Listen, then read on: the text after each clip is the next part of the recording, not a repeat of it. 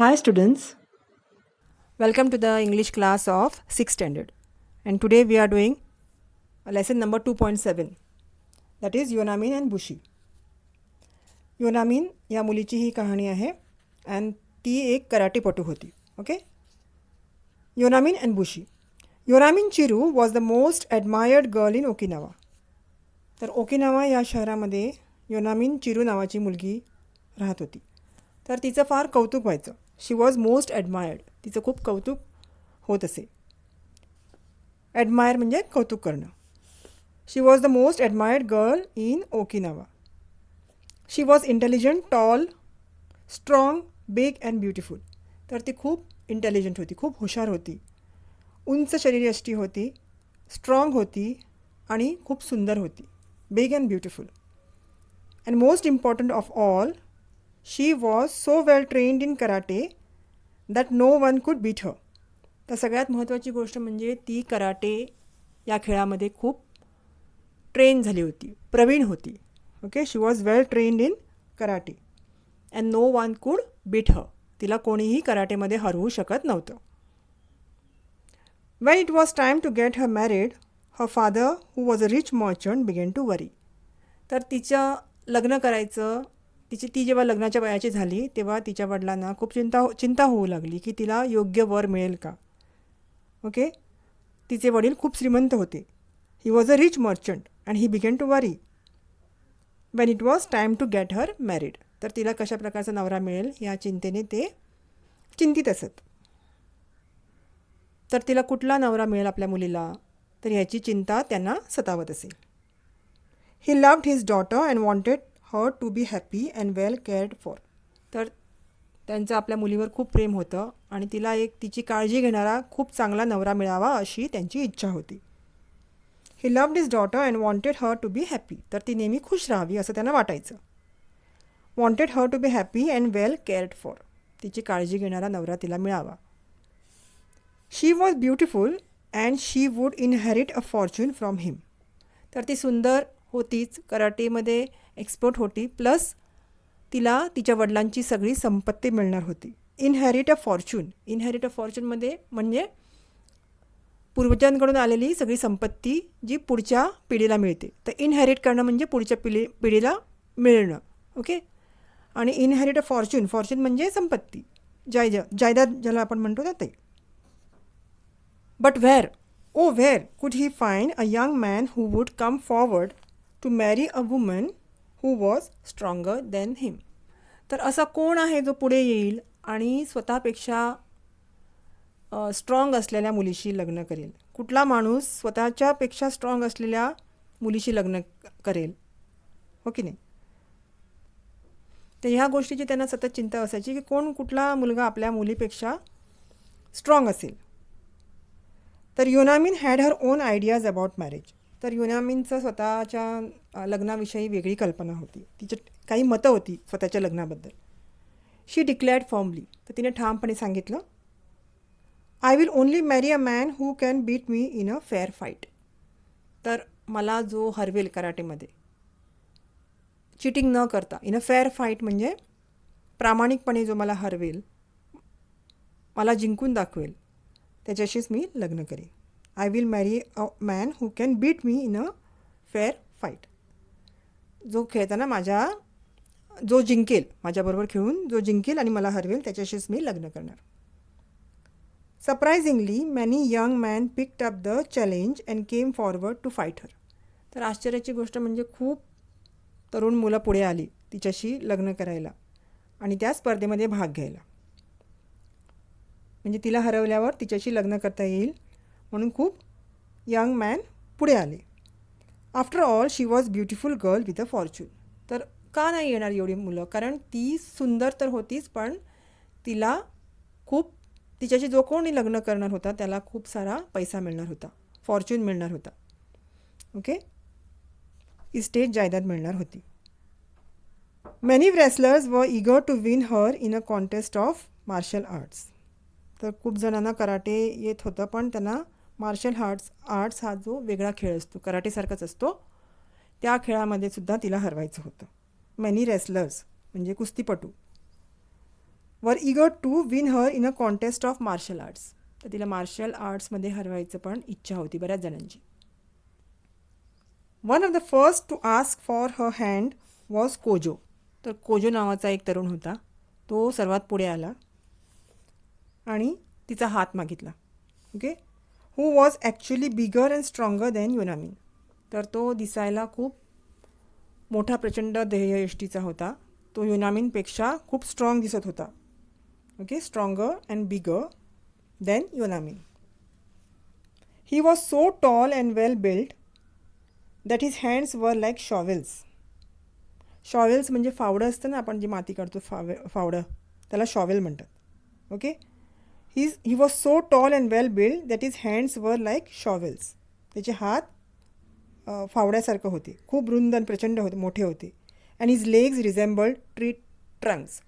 रिझेंबल्ड म्हणजे तसे दिसणं. ट्री ट्रंक्स म्हणजे झाडाच्या बुंदे, अख्खं झाडाचा बुंदा असतो ना, तसं त्याचे पाय होते. They resembled like a tree trunks. त्याचे पाय त्या झाडाच्या बुंद्यासारखे दिसत होते. They resembled like the tree trunks. But he played foul. पण तो त्यांनी चिटिंग केलं. ही प्लेड फाऊल म्हणजे तो चिटिंग करून खेळला, चीट केलं त्याने. Even as Yonamine was बाविंग to हिम. म्हणजे युनामिन त्याला वाकून त्याला रिस्पेक्ट देत होती. म्हणजे बो करणं म्हणजे वाकणं. ओके. तुम्ही बघितलं असेल बो करताना रिस्पेक्टने, अशा आदराने जेव्हा स्टेजवर एखादा माणूस जातो तेव्हा त्याचा कार्यक्रम संपला की तो बो करतो आणि जातो. That is bowing. Bow him in a customary sign of respect to one's opponent. तर प्रत्येक खेळाची एक विशिष्ट आभार मानण्याची पद्धत असते किंवा रिस्पेक्ट देण्याची पद्धत असते. तर त्या पद्धतीने तिने त्याला बो केलं विथ रिस्पेक्ट. तरी पण त्याने तिला एक पंच मारला. ही threw a punch at her. Okay. Even as Yonamine was bowing to him in a customary sign of respect. तर असा कोणी रिस्पेक्ट देत असताना समोरच्या खेळाडूने फाऊल करायचा नसतो किंवा ॲक्शन घ्यायची नसते. Even as Yonamine was bowing to him in a customary sign of respect to one's opponent he threw a punch at her breaking the rules of the game. तर युनामिन बो करत असताना सुद्धा त्यांनी तिच्यावर पंच मारला, त्याला मारलं.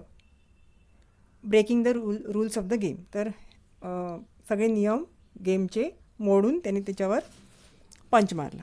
ओके. Yonamine was angry. युनामिनला खूप राग आला. She caught hold of his arm and twisted it so powerfully that the unsportive Kojo fell down in a heap and had a limp away defeated. तर युनामिनला राग आल्याबरोबर तिने काय केलं, त्याच्या हाताला पकडलं, एवढं घट्ट पकडलं आणि त्याचा हात पिरगळला, ट्विस्ट केला. एवढा powerfully, twisted it so powerfully that the unsportive म्हणजे जो स्पोर्टिव्ह नसतो, जो चिटिंग करतो त्याला अनस्पोर्टिव्ह म्हणतो. जे खेळाचे नियम पाळत नाही त्याला अनस्पोर्टिव्ह म्हणतात. Twisted it so powerfully that the unsportive Kojo fell down. तो खाली पडला. Fell down in a heap. Fell down in a heap म्हणजे अचानक पडला. Okay. Fell down in a heap and had to limp away. तर तो लंगडत गेला, हरून. Defeated. Had to limp away defeated. Limp म्हणजे लंगडणं आणि डिफिटेड म्हणजे हरणं. Okay. Fell down in a heap and had to limp away defeated. Many promising young wrestlers tried their hand but Yonamine defeated them all. तर तिकडे आलेले सगळे कुस्तीवीर किंवा कराटे करणारे किंवा मार्शल आर्ट्स करणारे ह्यांना सगळ्यांना युनामिनने हरवलं. Defeated them all. All promising young wrestlers. Promising म्हणजे जे खूप स्ट्रॉंग वाटत होते, जे खूप एक्सपर्ट होते प्रत्येकाच्या फील्डमध्ये, प्रत्येक गेममध्ये, त्यांना पण युनामिनने हरवलं. Her father was in despair. तर वडिलांना खूप चिंता झाली. त्यांना तर कळेना. वॉज इन डिस्पेअर म्हणजे त्यांना काय करावं कळेना. प्रश्न पडला त्यांना. Her father was in despair. Young man wanted to marry girls who would cook and wash and make tea for their husbands. तर मुलांना कशा मुली आवडतात, ज्या स्वयंपाक करू शकतात, चहा करून त्यांच्या नवऱ्याने देऊ शकतात. Would cook and wash. Okay. धुणी भांडी किंवा जेवण, स्वयंपाक. And make tea for their husbands. अशा मुलांना आवडतात. तशा मुलींशी लग्न करायला मुलांना आवडतं. तर हू वूड मॅरी a girl who enjoyed wrestling. तर ज्या मुलीला कराटे आणि कुस्ती आणि रेसलिंग आवडतं अशा मुलीशी कोण लग्न करणार, हा प्रश्न तिच्या योनामीनच्या वडिलांना पडला. बुशी कियो was just such a man. तर बुशी कियो नावाचा एक मुलगा होता, तो असाच होता की त्याला योनामीनसारखीच मुलगी हवी होती. He had trained under the karate master Sakugawa. तर त्याचे ट्रेनर होते साकुगावा, त्याचे कराटे ट्रेनर. ओके, बुशी कियो ह्याला कराटे कोणी शिकवलं होतं, त्यांचे गुरु Sakugawa. He proved to be such an expert that he was recruited by Shoko the king of Okinawa to be his personal guard. तर तो ह्या कराटेमध्ये एवढा एक्सपर्ट होता की ओकिनावाचा राजा शोको त्यांनी त्याला स्वतःचा पर्सनल गार्ड म्हणून त्याची नेमणूक केली. रिक्रुटेड म्हणजे नेमणूक करणं.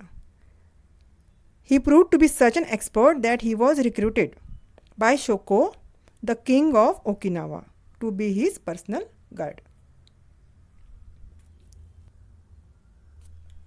His friends said to Bushi, you should take on the challenge of this girl Yonamine. तर त्याचे बुशीचे मित्र म्हणाले, बुशी कियोचे मित्र त्याला म्हणाले की तू हे चॅलेंज स्वीकारलं पाहिजे. योनामीनच्या लग्नाची जी चॅलेंज आहे, शर्त आहे, ती तू मान्य केली पाहिजे आणि तू पार्टिसिपेट केलं पाहिजे. You should take on the challenge of this girl Yonamine. तिला हरवण्याचं चॅलेंज तू ॲक्सेप्ट कर. She may be big but you are stronger and smarter than her. तर ती मोठी असू दे, उंच असू दे, पण तू पण खूप हुशार आहेस आणि स्ट्रॉंग आहेस. You are also stronger and smarter. पण तिच्यापेक्षा तू स्मार्टर आहेस. Okay, you are more stronger and smarter than her. Bushi too was keen to marry a girl like योनामीन. तर बुशीलासुद्धा अशीच मुलगी हवी होती लग्नासाठी. तो अशाच मुलीशी लग्न करणार होता. He did not want a delicate fragile girl for a wife. तर त्याला अशी नाजूक, अशक्त, अशी डेलिकेट म्हणजे नाजूक आणि फ्रेजाईल म्हणजे अशक्त अशी मुलगी बायको म्हणून नको होती. He did not want a delicate fragile girl for a wife. I shall fight with her and win over her. तर तो म्हणाला की मी तिच्याशी लग्न करतो, मी तिच्याशी फाईट करतो and I will win over her. तर मी तिला हरवतो आणि जिंकतो. Okay, I shall fight with her and win over her, he decided. Yonamine was impressed at the sight of her new challenger. तर त्याला बघून आधीच योनामीन इम्प्रेस झाली होती. Okay, impress at the sight of her new challenger. नवीन challenger, नवीन मुलगा, त्याला बघून ती इम्प्रेस झाली होती. She had heard that he was one of the king show cause personal warriors. तर तिने ऐकलं होतं की किंग शोको ह्याचा तो पर्सनल वॉरियर होता, म्हणजे पर्सनल गार्ड होता. त्यांच्या पर्सनल गार्डमधला एक होता, त्यांच्या पर्सनल वॉरियरमधला एक होता. He was tall and slim. तर तो उंच आणि सडपातळ होता, पण स्ट्रॉंग होता. He stood firmly on his feet. तर तो एकदम घट्ट पाय रोवून जमिनीवर उभा होता. And seemed unshakeable. आणि न डगमगना, किंवा तो जसा उभा होता तो अनशेकेबल म्हणजे एकदम थरथरत नव्हता किंवा घाबरला नव्हता, एकदम फर्मली उभा होता, कॉन्फिडेंटली उभा होता. अँड सीम्ड अनशेकेबल, न हलणारा, अनशेकेबल म्हणजे कोणी धक्का मारला तरी तो पडणार नाही असं वाटत होतं त्याच्याकडे बघून. Above all he had dark piercing eyes. तर त्याचे डोळे एकदम भेदक होते. डार्क पिअर्सिंग आईज म्हणजे भेदक डोळे. Which looked straight at the opponent. म्हणजे सरळ समोरच्या प्रतिस्पर्ध्याच्या डोळ्यात नजर घालून एकदम भेदक नजर होती त्याची. समोरच्या प्लेयरकडे तो एकदम न घाबरता डोळ्यात डोळे घालून बघायचा.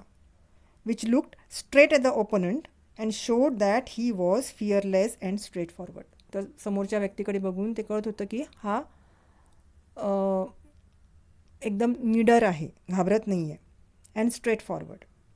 ओके, सडेतोड. The wrestling match began. Yonamine and Bushi bowed to each other and then began to attack each other in earnest. Okay, तर मॅच सुरू झाली रेसलिंगची आणि योनामीन आणि बुशी हे दोघांनी एकमेकांना रिस्पेक्टफुल्ली बाव केलं, वंदन केलं. And then began to attack each other in earnest. In earnest म्हणजे अगदी म्हणजे खुन्नसने किंवा रागाने. इन अर्नेस्ट म्हणजे आता फाईट सुरू करायची आहे अशा पद्धतीने. ओके, दोघंही जिंकण्याच्या तयारीत आपापले प्रयत्न करत होते. म्हणून began to attack each other म्हणजे एकमेकांवर हल्ला केला in earnest. Okay, they punched, kicked and twisted using their best techniques. तर ते दोघं योनामिन आणि बुशी जेव्हा फाईट करायला लागले तेव्हा दे किक्ड अँड ट्विस्टेड, किक्स मारायचे, एकमेकाचे हात ट्विस्ट करायचे आणि सगळे टेक्निक्स यूज करून दुसऱ्याला हरवायचा प्रयत्न करायचे. They punched, they kicked and twisted using their best techniques. It looked as if the match was going to be a tie. तर त्यांचं दोघांचं गेम बघून असं वाटत होतं की आता दोघंही जिंकतात की काय किंवा टाय होतो की काय हा गेम, बरोबरीत सुटतोय की काय हा game. Okay, nobody winning and nobody losing. तर कोणी जिंकणार नव्हतं आणि कोणी पण हरणार नव्हतं. But at a crucial moment in a fight Yonamine paused ever so briefly. तर एका पॉईंटला खेळाच्या एका क्रुशियल मोमेंटला म्हणजे महत्त्वाच्या वेळेला त्या गेमच्या त्या फाईटच्या योनामिन थांबली अचानक. योनामिन पॉज्ड. ओके, पॉज म्हणजे थांबली. Ever so briefly. Ever so briefly म्हणजे सडनली, अचानक, अचानक थांबली. Okay, paused ever so briefly, fast, quickly. Bushi took advantage of the moment. तर ती थांबल्याबरोबर बुशीने त्या गोष्टीचा फायदा घेतला. Bushi took advantage of the moment. Advantage of the moment म्हणजे त्या वेळेचा फायदा घेणं. And brought her down with a swift punch. तर ती जेव्हा थांबल्याबरोबर बुशीने त्या मोमेंटचा फायदा घेतला आणि तिला खाली पाडलं. Brought her down with a swift punch. एक पंच मारला आणि तिला खाली पाडलं. Okay, Yonamine's father was a very happy man. आता योनामिनच्या वडिलांना खूप आनंद झाला. Yonamine's father was a very happy man. Bushi and Yonamine were married in a splendid ceremony. तर बुशीने योनामिनला हरवल्याबद्दल आता तिला त्याच्याशी लग्न करावं लागलं. Okay, so now Yonamine got married to Bushi. Bushi and Yonamine were married in a splendid ceremony. Splendid ceremony म्हणजे एका मोठ्या सेरेमनीमध्ये थाटामाटात लग्न झालं. त्यांच्या लग्नाचा एक खूप मोठा सोहळा झाला. It was a happy marriage. तर it was a happy marriage, सर्वांना आनंद झाला होता, सर्वजण खुश होते. Yonamine was kind and loving. तर योनामिन ही खूप प्रेमळ मुलगी होती. काइंड हार्टेड म्हणजे दयाळू पण होती आणि प्रेमळ पण होती. Kind and loving. लविंग म्हणजे प्रेमळ आणि काइंड म्हणजे दयाळू. She cooked and cleaned and kept the house spick and span. Spick and span. Spick and span म्हणजे नीट अँड क्लीन. ओके, ती तिचं घर स्वच्छ ठेवायची, ती जेवण करायची. शी कुक्ड स्वच्छता राखायची. And cleaned and kept the house spick and span, neat and clean. One day when she was sweeping the kitchen, Bushi saw her lift a huge bag of rice with her left hand as she swept beneath the bag with her right hand. तर एक दिवशी ती किचनमध्ये झाडू मारत होती. Sweeping the kitchen. Okay, one day she was sweeping the kitchen. Bushi saw her lift a huge bag. तर बुशीने म्हणजे तिच्या नवऱ्याने योनामिनच्या तिला एका हाताने म्हणजे डाव्या हाताने तांदळाचं पोतं उचलताना बघितलं. Bushi saw her lift a huge bag of rice. तांदळाचं पोतं lift huge bag of rice with her left hand. तिच्या डाव्या हाताने एका हाती ते तांदळाचं पोतं उचललं आणि पोत्याच्या खालनं झाडू मारला उजव्या हाताने झाडू घेऊन. As she swept beneath the bag with her right hand. Okay, he grew thoughtful. तो विचार करायला लागला, is she really so strong and yet I brought her down with one punch. ती एवढी स्ट्रॉंग आहे का, मग मी तिला कसं एक पंच मारून तिला खाली पाडलं आणि हरवलं. जर ती एवढी स्ट्रॉंग आहे तर मग तिला मी कसं हरवलं. Is she really so strong. And तरी पण and yet I brought her down with one पंच. मी तिला एका पंचनी खाली पाडलं. तर झालं असंच दिवस गेले. एके दिवशी काय झालं, वन डे, तर बुशीच्या मनात ही शंका होतीच की ती खरंच स्ट्रॉंग आहे का माझ्यापेक्षा वगैरे. One day Yonamine announce that she would like to visit her parents. तर एक दिवस युनामीन म्हणाली की मी माझ्या पॅरेंट्सना भेटून येते. I would like to visit my parents. I will leave in the evening and return the next day. तर मी आज संध्याकाळी निघते आणि उद्या सकाळी येते. तुम्हाला स्वयंपाक करायचा आहे म्हणून उद्या सकाळी येते स्वयंपाक करायच्या वेळेवर आणि तुमचं डिनर करते तयार. I will leave in the evening and return the next day in time to cook your dinner. संध्याकाळचा स्वयंपाक करायला मी उद्या सकाळी येते. She said to her husband. You really should not travel during the night. तर संध्याकाळी निघते म्हणाली म्हणून बुशी तिचा नवरा काय म्हणाला की रात्रीचं ट्रॅव्हल करू नको. You really should not travel during the night. Bushi said to her firmly. तिने ठामपणे सांगितले की रात्रीचं आता जाऊ नकोस. देर आर बँडिट्स अबाउट. बँडिट्स म्हणजे डाकू. There are bandits about. It is just not safe for a woman to go out alone after it is dark.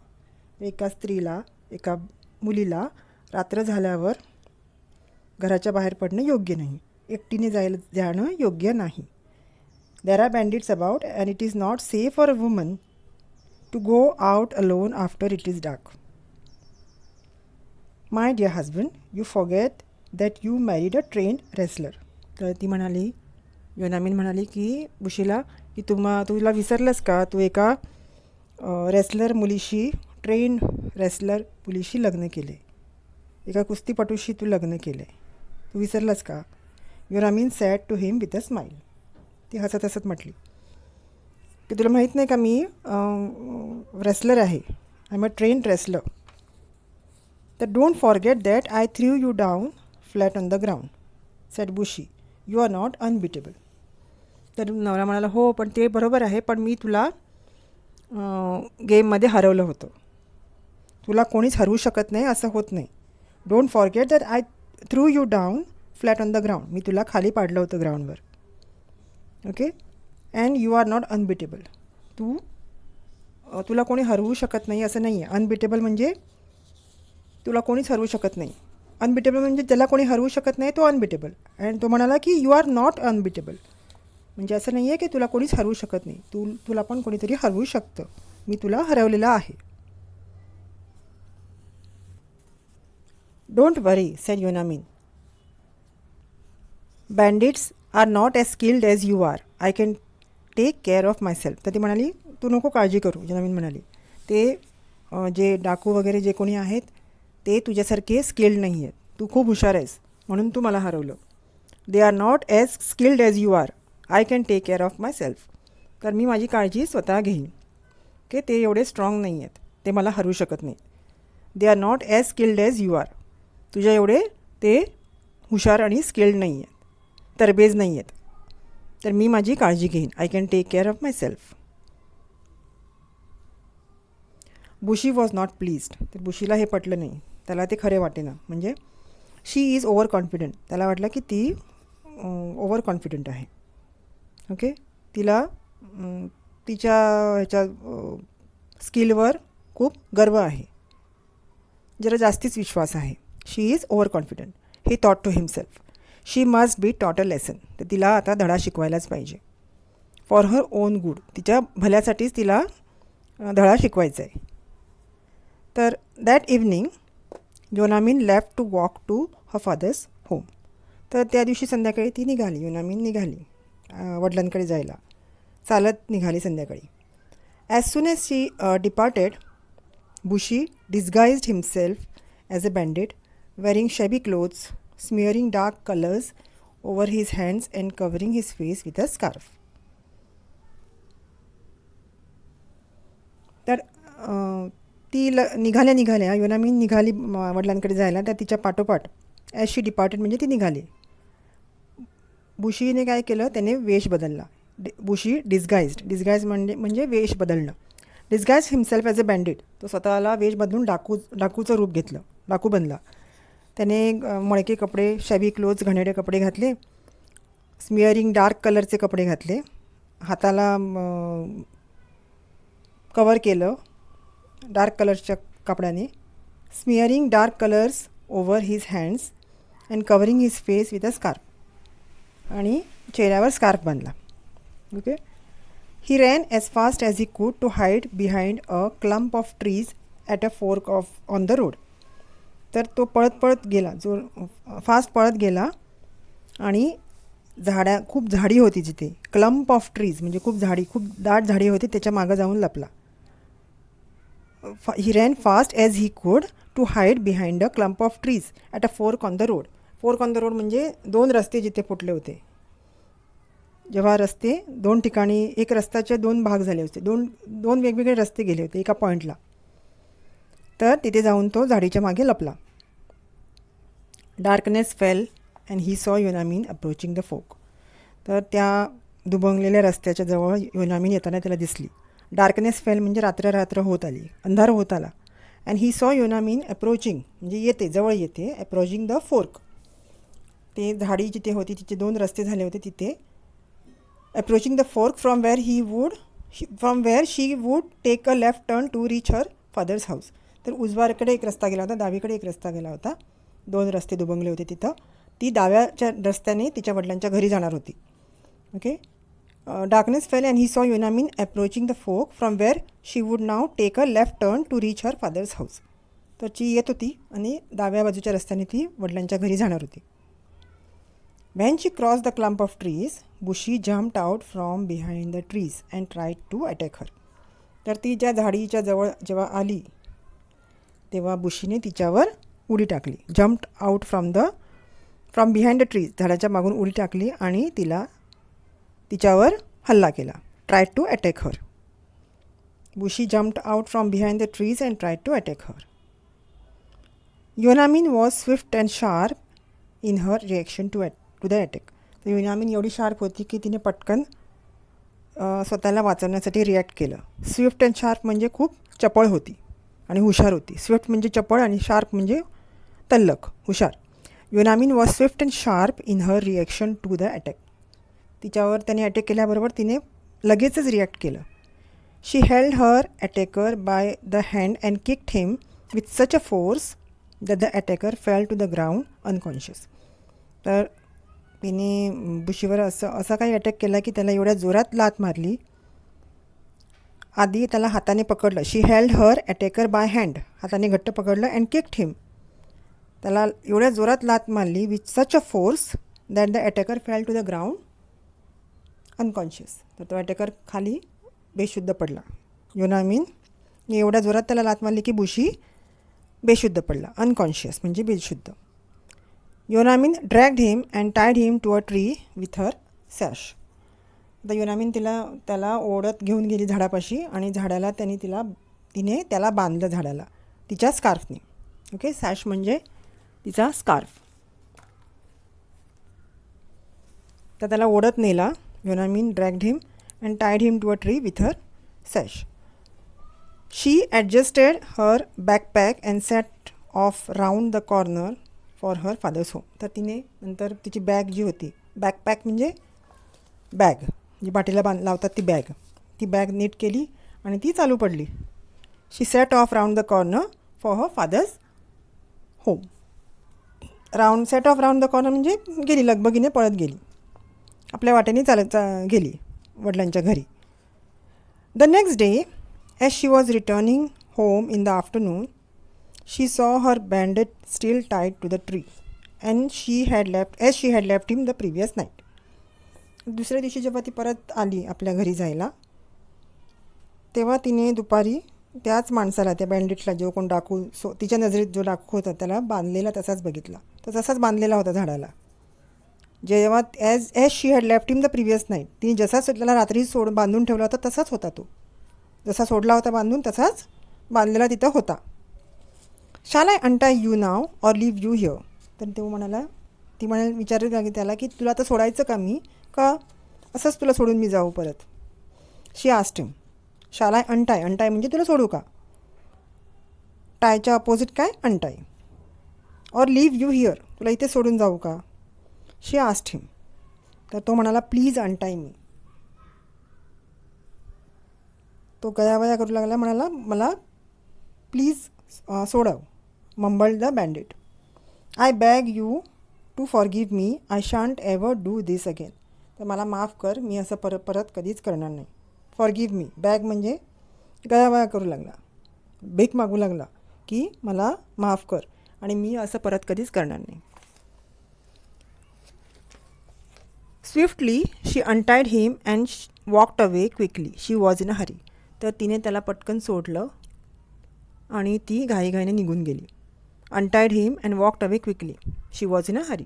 तिला घाई होती घरी जाण्याची, त्यामुळे त्याला तिथे सोडलं आणि ती पळत लगबगीने घरी निघून गेली.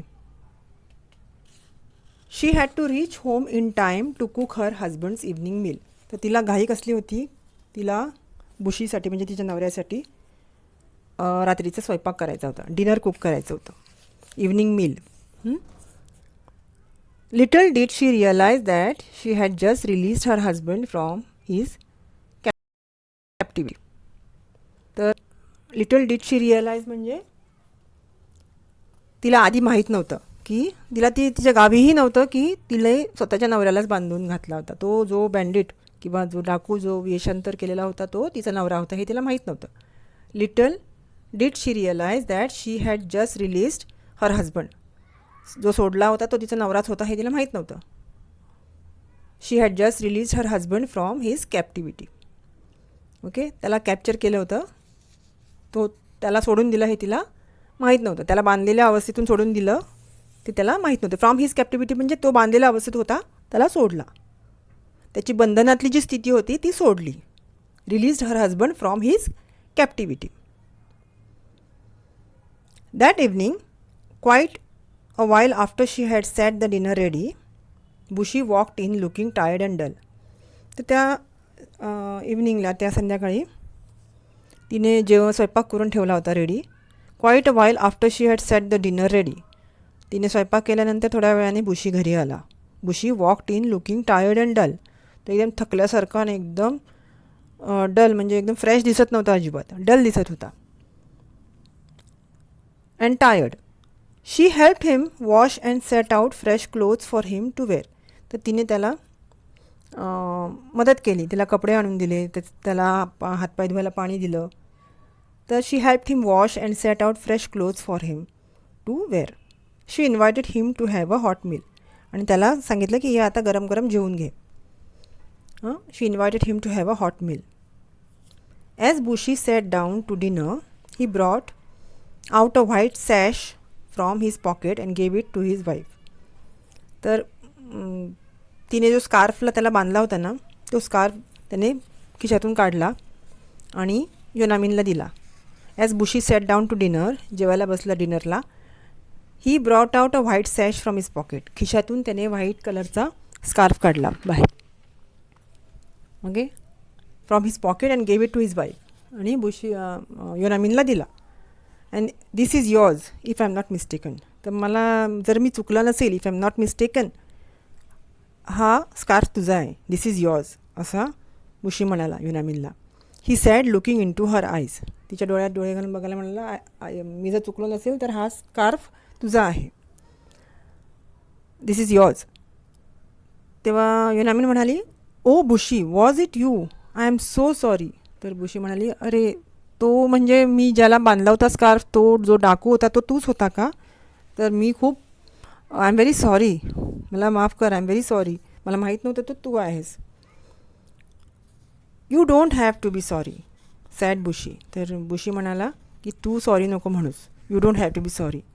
You taught me a lesson that I won't forget all my life. तर तू मला एक धडा दिलास, मला एक धडा शिकवलास की जो धडा मी आयुष्यभर विसरणार नाही. You taught me a lesson that I won't forget all my life and that is don't under estimate anybody. की कोणालाही अंडर एस्टिमेट करू नको. तर काय अंडर एस्टिमेट केलं होतं बुशीने? की योनामीनला मी हरवलं, ती हरली आणि तिने माझ्याशी लग्न केलं, तर ती माझ्यापेक्षा कमी ताकदीची आहे. तेव्हा अजून रस्त्यात तिला कोणीही मारू शकतं, कुठलाही डाकू येऊन मारू शकतो. ती एवढी स्ट्रॉंग नाही आहे हे त्याला वाटत होतं. त्याने तिला अंडर एस्टिमेट केलं होतं. तिला ती शक्तिवान नाही असं त्याला वाटलं होतं. ओके, तिला अंडर एस्टिमेट केलं होतं. And that is don't under estimate anybody. तर गमतीने युनामीन काय विचारलं, म्हणाली की तो जेव्हा म्हणाला ना की डोंट अंडर एस्टिमेट एनीबडी, तर युनामीनला एक प्रश्न केला की नॉट इवन अ वुमन, बाईलासुद्धा अंडर एस्टिमेट नाही करायचं का?